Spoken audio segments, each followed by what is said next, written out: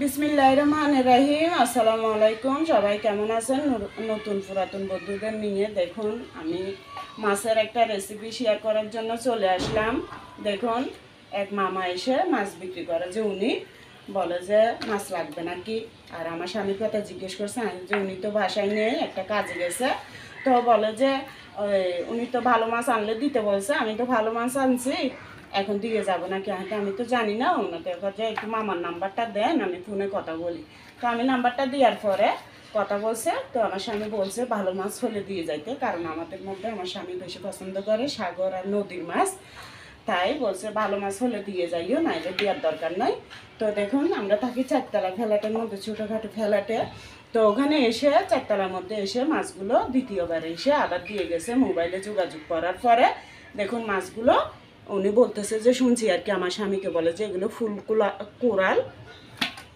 তো দেখুন কত সুন্দর মাছগুলো, অনেক ভালো।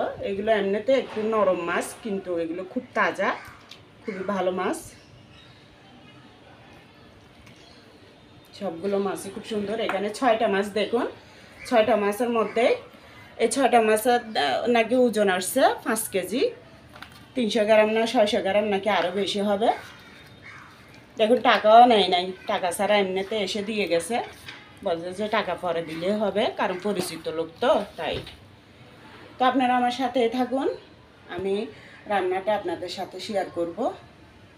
সাথে থাকলে দেখতে পারবেন। সবাই আমার জন্য অনেক দোয়া করছেন, আপনাদের জন্য অনেক ভালোবাসা ও দোয়া রইল। সব আপু ভাইয়াদের অনেক অনেক ধন্যবাদ আমার পাশে থাকার জন্য, অনেক ভালোবাসা দিয়েছেন। আমি সবসময় আপনাদের জন্য দোয়া করি, করেই যাব।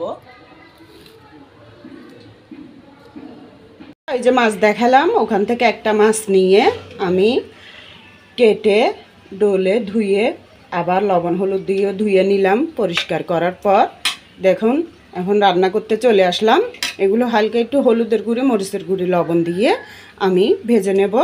তারপর আপনারা আমার সাথেই থাকুন, আমি রান্নাটা শুরু করি।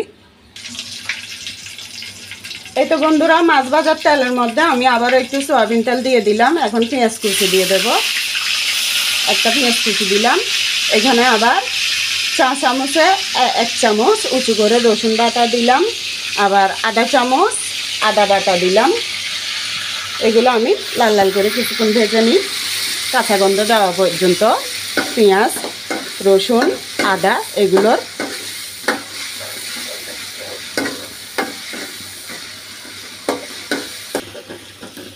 এই তো কাঁচা গন্ধটা যাওয়ার পরে এখন আমি আবারও একটা পেঁয়াজ বাটা এগুলো দিয়ে দেব। এই তো বন্ধুরা, আবারও বাটা পেঁয়াজের কাঁচা গন্ধটা কিছুক্ষণ পর্যন্ত ভেজে নিলাম। তো কাঁচা গন্ধটা যাওয়ার পরে এখন আমি গুঁড়ি মরিচ 4 চামচে 1.5 চামচ উঁচু করে দিলাম, মানে 1 চামচ উঁচু করে, আর আধা চামচ। তারপর হলুদের গুঁড়ি 1 চামচ উঁচু করে দিলাম। তারপর এখানে জিরার গুঁড়ি দিলাম আধা চামচ থেকে কম, ধনিয়ার গুঁড়িও আধা চামচ থেকে কম।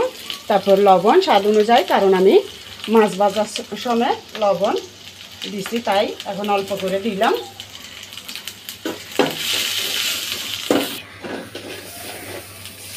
এখন একটু পানি দিয়ে দিলাম।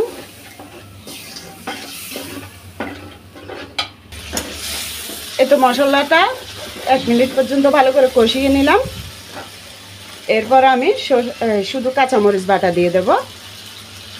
এটা শুধু কাঁচামরিচ বাটাই 1.5 চামচের মতো দিলাম। 4 চামচে কাঁচামরিচ বাটা না দিলে আপনারা গুঁড়ি মরিচ আর একটু বাড়িয়ে দিয়েন, কারণ এইসব মাছে সিমের সাথে রান্না করলে একটু গুঁড়ি মরিচটা বাড়াই দিলে খেতে ভালো লাগে।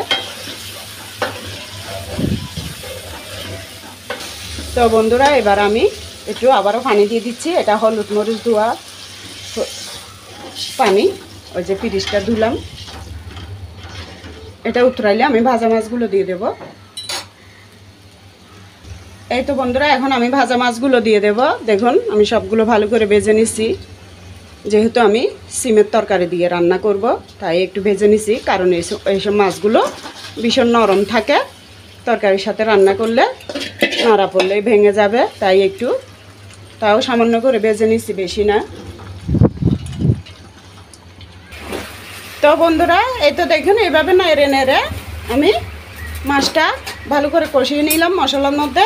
আর এটাকে আমরা তো ফতনা বলি, এটা কিন্তু ফতনা না, আমরা তো ফতনা বলি চট্টগ্রাম ভাষায়, এটাকে মাছের তেলও বলে। এটা খেতে অনেক মজা। তো একটুখানি ডিমও হয়েছিল, ডিমটা ভেজে এখানে দিয়ে দিছি। তো এটা এখন আমি তুলে রাখবো, মাছগুলো আস্তে আস্তে তুলে একটা কিছুর মধ্যে রেখে দেবো। এই তো বন্ধুরা এখন সিমগুলো দিয়ে দেবো আমি। আপনারা চাইলে একটু তেলের মধ্যে এমনি ভেজে নিতে পারেন হলুদ আর লবণ দিয়ে। আমরা সবসময় মাছকে এভাবে কষিয়ে নিয়ে তুলে রেখে মাছটা তারপর যে কোনো তরকারি দিয়ে রান্না করলে এভাবে মশলার মধ্যে কষিয়ে নিই, কারণ এভাবে রান্না করলে আমাদের থেকে খুবই ভালো লাগে খেতে। তা আপনাদের ভালো লাগলে আপনারাও এইভাবে রান্না করে দেখবেন, ভীষণ ভালো লাগে। দেখেন বন্ধুরা রান্না শুরু করছি, বৃষ্টিও শুরু হয়েছে, অনেক বৃষ্টি হচ্ছে বাইরে, এই জন্য আজকে আমার পাকঘরে একটু অন্ধকার অন্ধকার লাগতেছে। আমি কিন্তু কখনো কালার ইউজ করি না, মাঝে মধ্যে একটু অন্ধকার হলে তখন কালারটা ইউজ করি।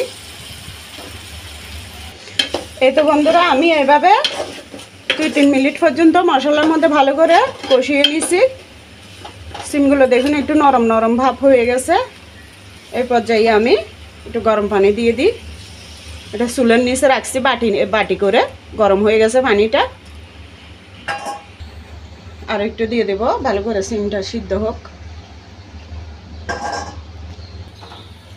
তো বন্ধুরা আমি এইভাবে মশলার ঝোলের মধ্যে সিমগুলো সিদ্ধ হওয়া পর্যন্ত রান্না করে নিলাম। সিমটা আমি চামচের মধ্যে নিয়ে দেখছি সিদ্ধ হয়ে গেছে। এখন এই পর্যায়ে আমি 3টা টমেটো কেটে রাখছি, এগুলো দিয়ে দেবো। এগুলো বিচিগুলো আমি ফেলে দিছি, কারণ মাছগুলো ভীষণ নরম। তো আমি কিন্তু টমেটো দেওয়ার পর একটু নাড়তেও পারবো না, ভেঙে যাবে মাছগুলো। তাই এভাবে আমি 1 মিনিট পর্যন্ত টমেটো আর সিম আবারও রান্না করে নেব। এই তো বন্ধুরা 1 মিনিট বলে 2 মিনিটের মতো রান্না করে নিলাম।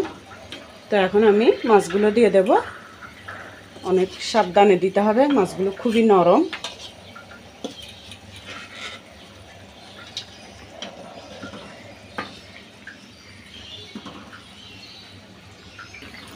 এই তো বন্ধুরা এই মাছটা দেওয়ার পরে আমি আবারও মাঝারি আঁচ থেকে আরও আস্তে জালে 5 মিনিট পর্যন্ত রান্না করে নিলাম। এবার দিয়ে দেবো বেশি করে একটু বিলাতি ধনিয়া পাতা। তো এভাবে আমি আরও 1 মিনিট পর্যন্ত রাখবো। 3টা আস্ত কাঁচামরিচও দিয়ে দিলাম। 1 মিনিট পর আমার রান্না শেষ। যদি ভালো লাগে কমেন্টে জানাইয়েন কেমন হয়েছে।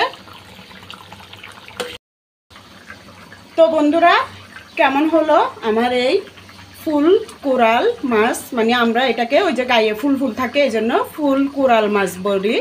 তো এই মাছটা দিয়ে আমি টমেটো আর সিম দিয়ে রান্না করছি। কেমন লাগছে কমেন্টে জানাইয়েন। ভালো লাগলে লাইক কমেন্ট শেয়ার করে আমার পাশে থাকবেন। যদি আমার রান্নার কোনো দিকে একটু হলো আপনাদের ভালো লেগে যায় তাহলে বন্ধু হয়ে আমার পাশে থাকবেন। আমি আপনাদের পাশে অবশ্যই 24 ঘন্টা পর না হলে 1 দিন পর চলে যাব। তো সবাই ভালো থাকবেন। আল্লাহ হাফেজ, আসসালামু আলাইকুম।